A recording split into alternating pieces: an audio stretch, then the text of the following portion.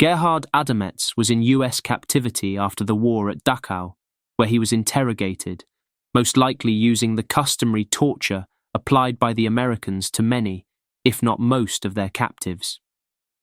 He signed a 36 pages long handwritten statement on 17 October 1945.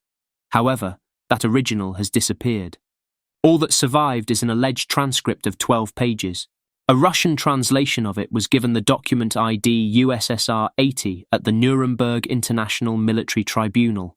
According to this transcript, Adametz claimed to have reached Kiev around 10th September 1943 with a group of 40 policemen called Detachment 1005B.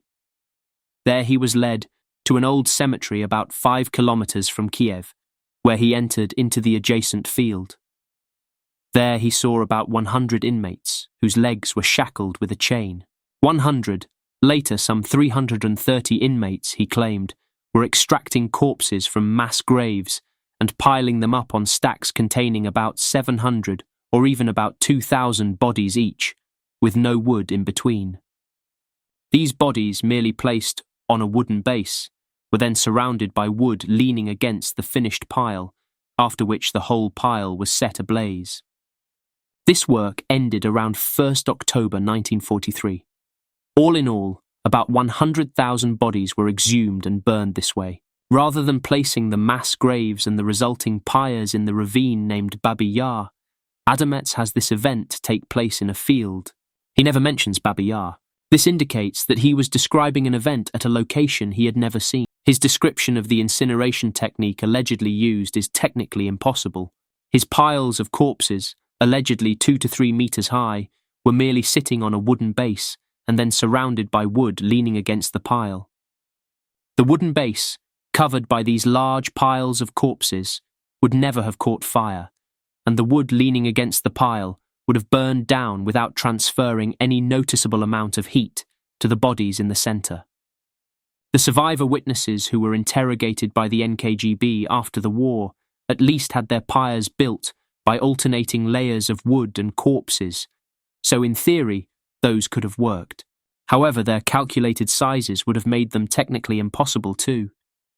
The total number of 100,000 bodies allegedly cremated accidentally happens to coincide with the number of bodies allegedly buried at Babi Yar, according to the Extraordinary Soviet Commission. Cremating an average human body during open-air incinerations requires some 250 kilograms of freshly cut wood.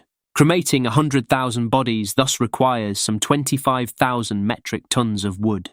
This would have required the felling of all trees growing in a 50-year-old spruce forest, covering almost 56 hectares of land, or some 125 American football fields.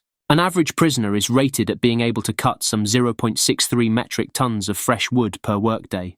To cut this amount of wood within the 5 weeks, 35 days, that this operation supposedly lasted, would have required a workforce of some 1,134 dedicated lumberjacks just to cut the wood. Adametz says nothing about huge piles of firewood and where it came from. In his affidavit, Adametz made statements about other locations where his unit supposedly guarded other inmate groups exhuming and burning corpses from mass graves. However, his claims as to where his unit went and how long they stayed at which location, how many corpses were exhumed and burned, are highly erratic and inconsistent. Moreover, his unit took extended breaks, recovery periods and furloughs. After having wrapped up Babi Yar, his unit was involved, from 16 October 1943 to 20th January 1944, in the exhumation and cremation of 6,000 bodies. This is less than 62 bodies per day, a fraction of the hundreds of thousands of bodies that he allegedly just processed. It is also noteworthy that 40 to 50 inmate slave labourers were deployed at each location he mentions, no matter the number of corpses to be processed or the time available for it. In other words, his narrative was invented from scratch with no connection to reality. The German text of Adametz's statement is riddled with anglicisms both by choice of words and by sentence structure. Hence, the original text of Adametz's statement was not written by a German in German, but in English, after which it was incorrectly translated into German by an inexperienced translator. Hence, Even if Adametz handwrote this text, he did not write down his own words, but copied a poorly translated, originally English-language text. He would never have done this voluntarily. It therefore stands to reason that the American investigators cobbled together a text in English, translated it to German, softened up Adametz to make him cooperative, and had him sign it. This was probably done with assistance from the Soviets to make sure Adametz's story about Babi Yar aligned with the Soviet version, as the Soviets evidently planned to use it, and then indeed introduced it as evidence.